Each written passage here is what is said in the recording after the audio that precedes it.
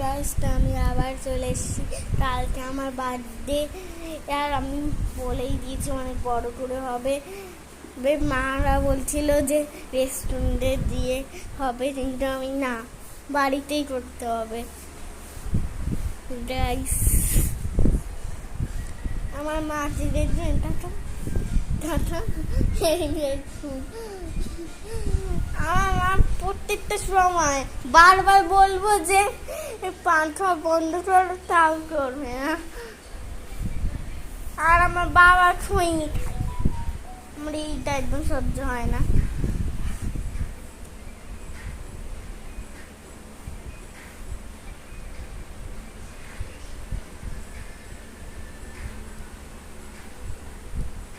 তো আমার দাদা বলছিল যে আমার বার্থডে হবে না, আমি বলেছি হবে, বলেছি হবে।